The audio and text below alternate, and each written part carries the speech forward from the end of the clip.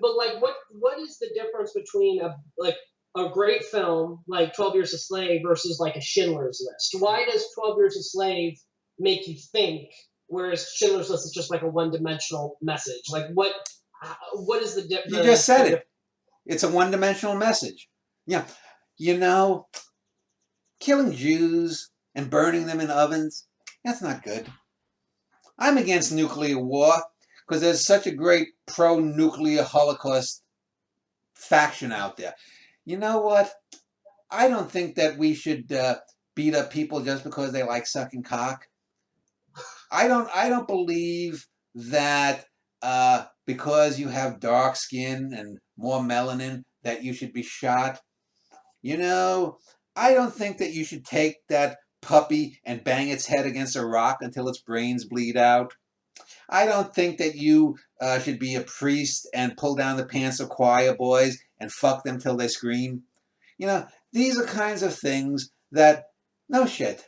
Again, yes, if I'm making a film for a bunch of psychopaths, well, but even if I was making a film for a bunch of psychopaths, they're not going to care, nor get, or get. You can't preach to people like could that. you imagine? Could you imagine if somebody saw one of these like really PC terrible movies, like if somebody saw Crash and was like, huh, I guess that racism is bad. Like I just don't imagine that happening. You Well, know what I yeah. mean? Well, suppose I'm a skinhead and I've got Nazi tattoos on my back, and on one arm I said kill the Spics, and the other one said beat the fags. Oh, but I'm going to go in and watch Crash, and I'm going to come out and say, man, I got to grow my hair back and get those tattoos removed, and that black kid that I beat with a bat last year, I'm going to go turn myself in. In what world is that going to happen? Well, I don't know if you ever saw there's a parody called Oscar, what's it called? Seth Meyers did a parody video on YouTube. I think it's called White Savior.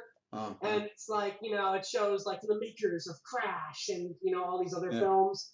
And then it says, this movie features the super cartoonishly racist, who's so cartoonishly racist, he makes regular racists feel okay about themselves. Mm. And then at the end it says, now the cartoonishly racist is somehow magical friends with the black person saying, you're all right. I learned a lesson. That shit Yeah. doesn't happen, but, Well, I'll give you an example.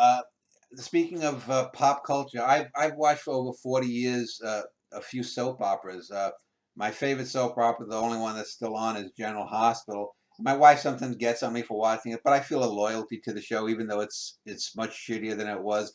But there was this trope back in the 1980s, the late 70s, 80s, and 1990s on ABC soaps where they would have bad girls. The girl who would come to town and sleep around and do this.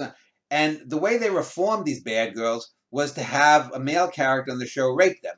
And this happened 4 or 5 times. Now, where this idea that I'm a stuck-up, snobby cunt bitch that wants to steal people's boyfriends and do all kinds of bad, but oh, if I get sexually traumatized in rape, all of a sudden I'm going to be good. And this is one of those things that sociologically, there was a character called Luke Spencer that raped a character called Laura on General Hospital. But the most famous and the most psychologically complex of this was a character played by an actor, a very good actor named Roger Howarth, called Todd Manning on One Life to Live.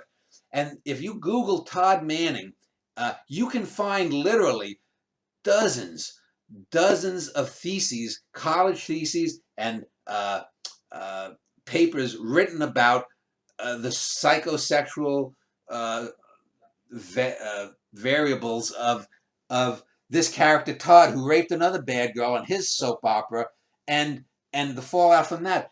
And it's just a bizarrely fascinating thing in the year 2020 to look back 25, 30, 40 years about how a television network could have its whole suite of shows devoted to the idea that the way that you make a bad woman good is to rape her.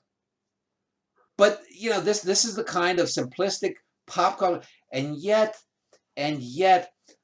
here in 2020, we have a bunch of simpletons that will vote for Hillary Clinton or Donald Trump or Joe Biden. Whether Trump and Biden are rapists or not, I don't know. It wouldn't shock me.